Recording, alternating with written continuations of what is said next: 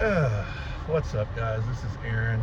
Um, I would say with cleats on the rock, although I don't know if it's even a thing anymore. We haven't done a show since early in the season. But it is 3:30 o'clock, 3:30 a.m. on Wednesday, December 3rd. 4 days since the Razorbacks season mercifully ended with a 31-17 loss to Missouri in Fayetteville. And I was there at that game with Brad and a couple other guys, and pretty good crowd. It said 61,000. I don't know if there's quite that many there, but there was a pretty big crowd and a ton of Missouri fans, which I expected. This season has been nothing short of an abstract failure. However the word is, it's been a failure. I'm so glad that it's over. I'm so glad there's no more Razorback football for a while. Started off with a bang, man. I mean, yeah, it was Alabama A&M, but we blew them out, and then we blew out Arkansas State, finally getting rid of that monkey of the whole Arkansas State BS. And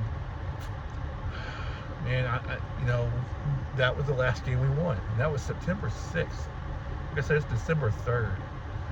It's going to be nearly a full calendar year, assuming we win our opener next year against, I saw it, was some small team, I can't remember, some FCS team they were opening the season against. But I don't even care. Like, I really don't care what happens next season. I say that right now. Things may change between now and then, but then again, it may not. Because they have successfully just ripped my Razorback loving heart out time and time again. This whole season was just one big fuck up after another. I would rather, the Chad Morris years were easier to get past than this, because we knew, here's the thing, I'm going to say something that's going to surprise some people, maybe some people don't believe me, but Chad Morris could recruit. He obviously got some talent, because the team that Sam Pittman had that went 9-4 his second year, and that would have went to a bowl game in his first year, but if we had a normal season with 3 non-conference games, would have gotten to 6-6 in the bowl game, and then went 9-4 in year 2. Those were a lot of those guys were Chad Morris players. So it's not, people kept saying the cover was bare, there's no talent. That's not true. There was talent. He just didn't know what the hell to do with them. He got him there, he just didn't know what to do with them. But those games were over at halftime, and they were just like, as much as it sucked, and it sucked so bad being a Razorback fan during those years, I don't know that it sucked worse than this year, because this year we were there in every single game except Notre Dame, and I really truly believe the team quit in that one. I think if the team played their hearts out like they did every other game, that game would have been competitive too. But every single game was a 1-score game or a 2-score game, at the most a 10-point game. This 14-point loss is probably the most lopsided loss we've had. I guess Texas turned out to be pretty lopsided, but we were in that game for most of it. They kind of ran away in the fourth quarter. First 3 quarters, we were right there with them. That was with Arch Manning playing God, going in God mode that day. So it's frustrating, man. I was in Baton Rouge to watch them go toe-to-toe with LSU. I know it's not a great LSU team, but still. They went toe-to-toe with LSU. They went toe-to-toe with Tennessee, who was top 10 in the country at the time, in Knoxville.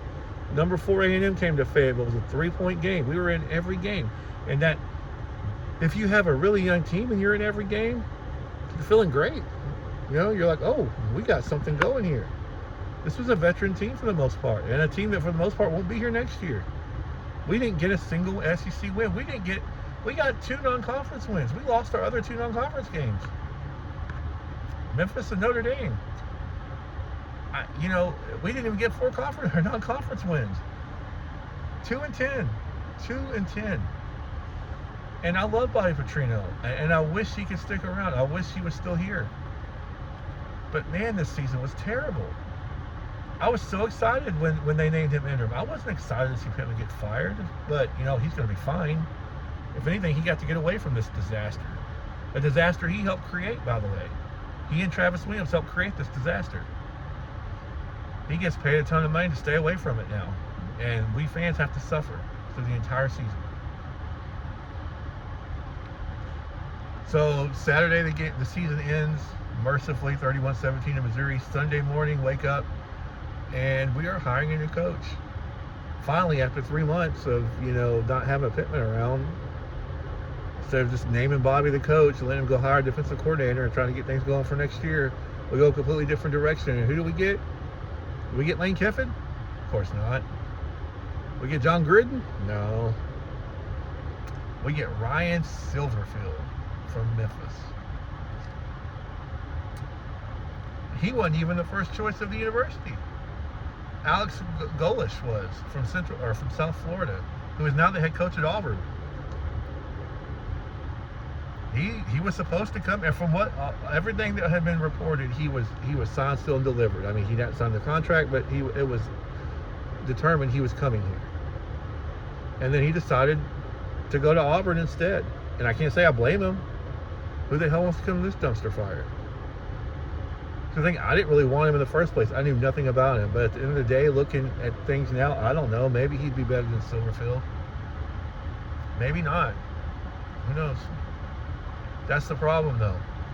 We can't ever go get somebody that we know can either deliver or not deliver. We go and get somebody we don't know.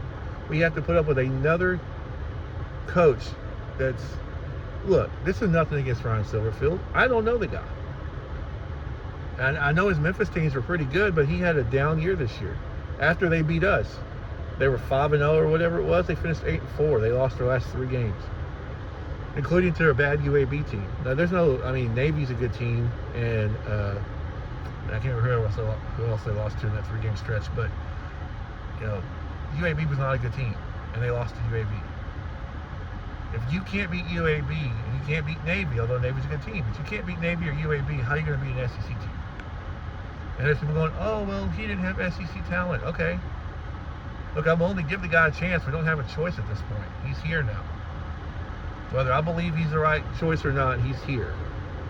So it's either just completely ignore the Razorback football program, which I want to do, but I know deep down I can't. By the time the season starts, here's the one thing I'm not going to do, though. I will not talk myself into being excited until I see a product on the field that gets me excited. I am not going to sit around and listen to this guy. Look, he hasn't had his introductory press conference yet. That's tomorrow, Thursday. For whatever reason, they pushed it to Thursday. Oh, I know why. Because Hunter Yurchek's not here. Because he's out dealing with the College Football Playoff Committee, because that's all he gives a fuck about. Not about the University of Arkansas and his current fucking job. He cares about that. Fuck you, Hunter Yurchek. I have no ill will towards Ryan Silverfield. He's doing what I would have done. I would have taken the job in a heartbeat too. But Hunter Yurchek, you're garbage. You're garbage. And I hope, I can't say that. I don't blame anybody for how they react. If they want to get excited, get excited. Brad is. Or at least he seems that way. But I'm not. And I'm not going to until I see a product on the field. Then I will get excited. But right now, it is all talk. He did an interview with the Chuck and Bo show yesterday. I listened to it. Nothing wrong with the interview, but a lot of talk. And I get it, that's what an interview is, but I don't want to hear that.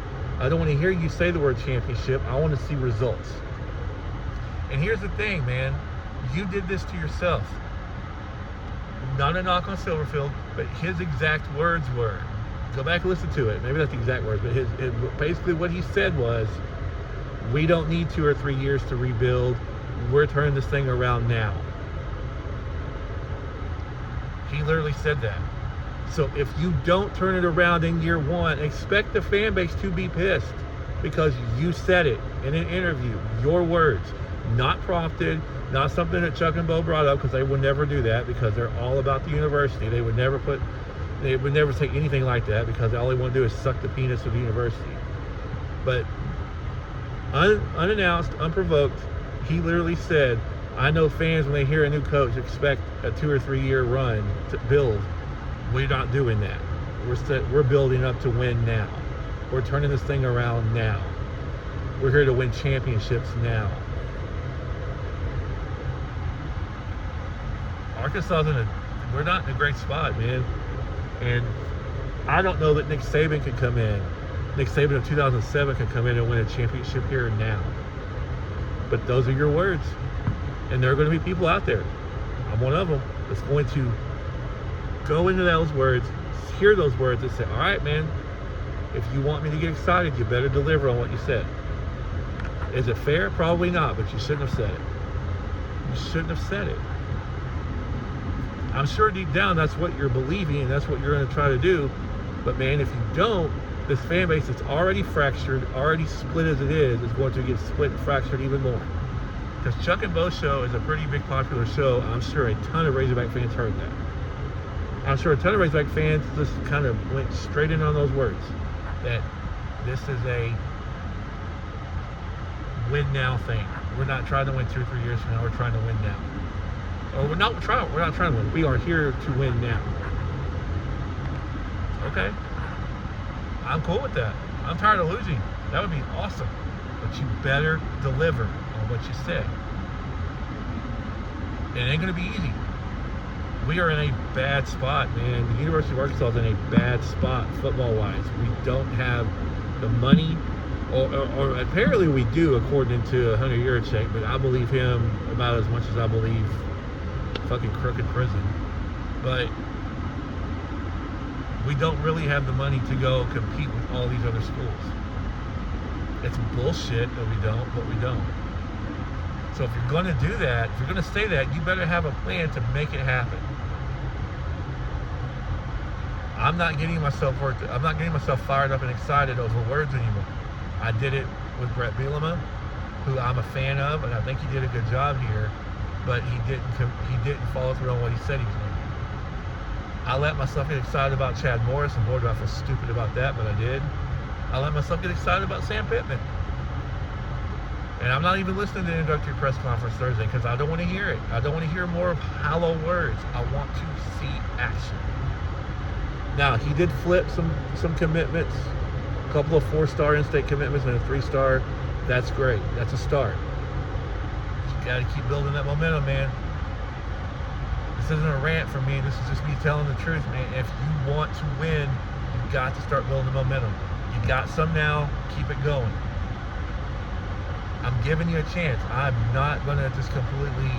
I said I was in anger at the time. I do that a lot. But ultimately, no. I'm a Razorback fan. I will live and breathe Razorback football until I die. But ultimately, you've got to follow through with what you said. You've got to win. You've got to win. And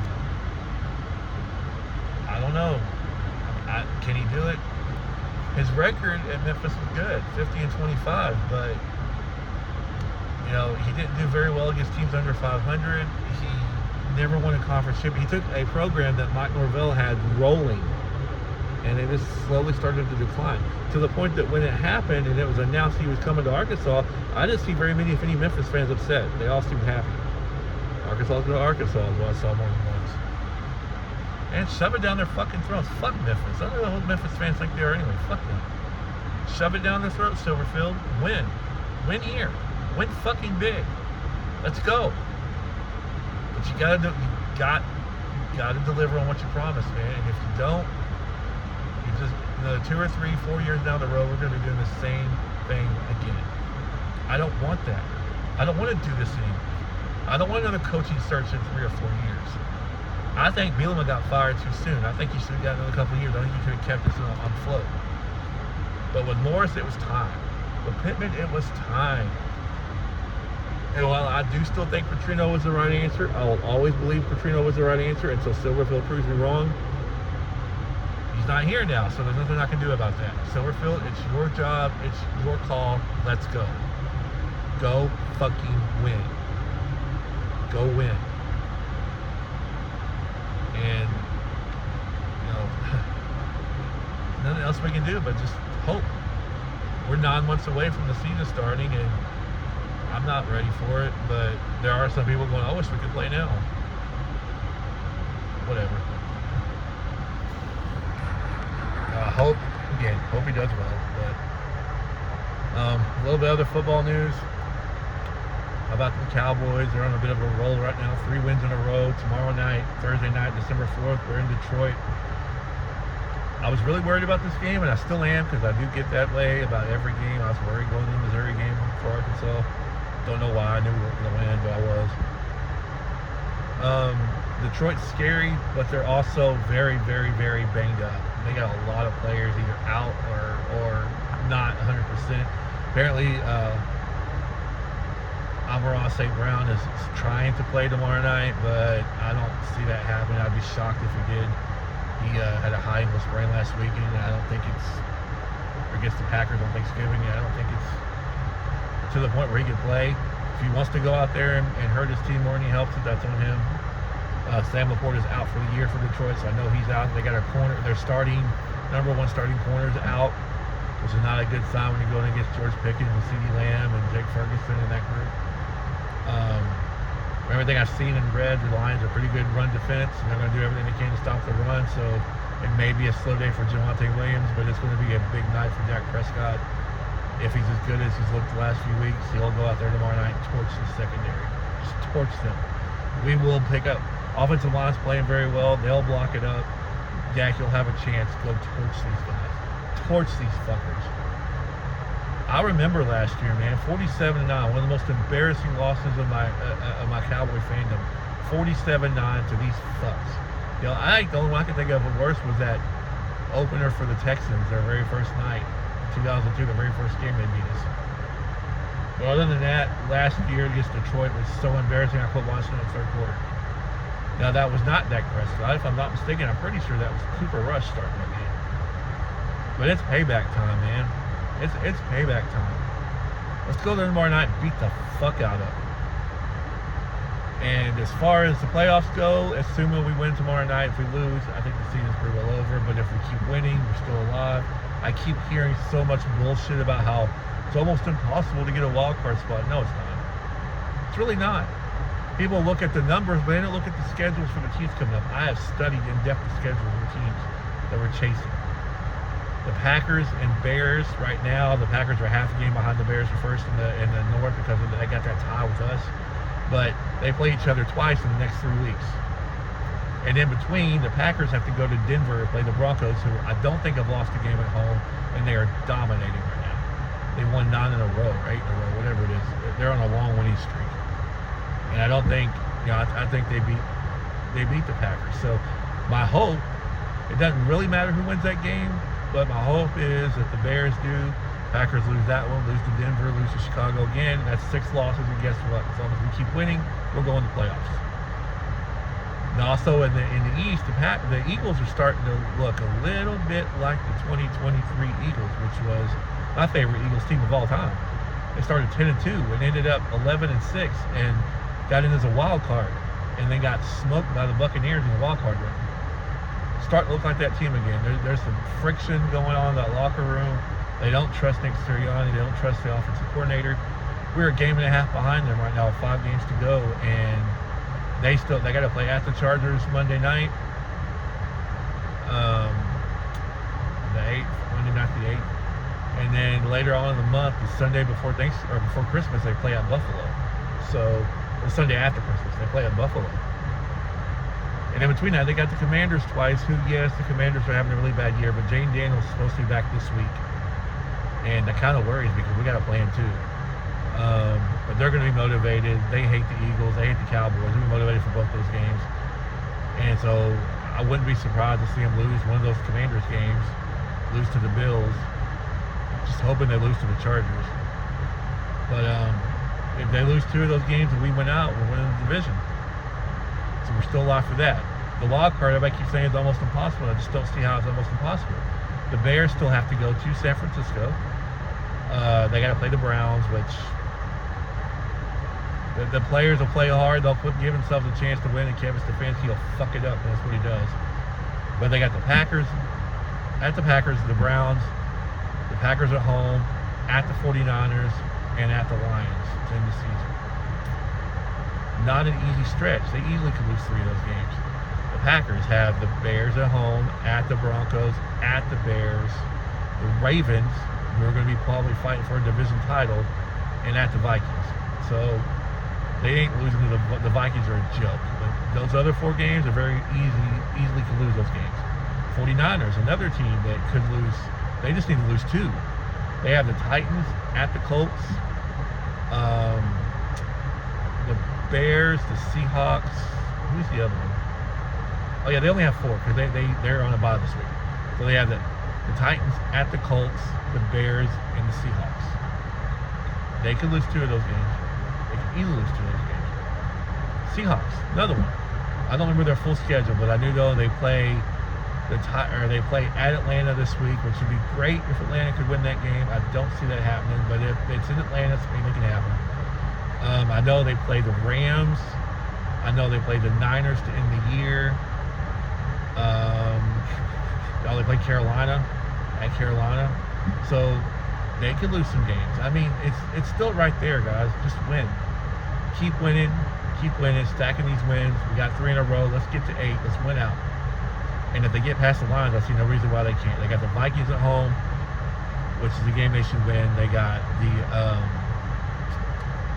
Vikings at home.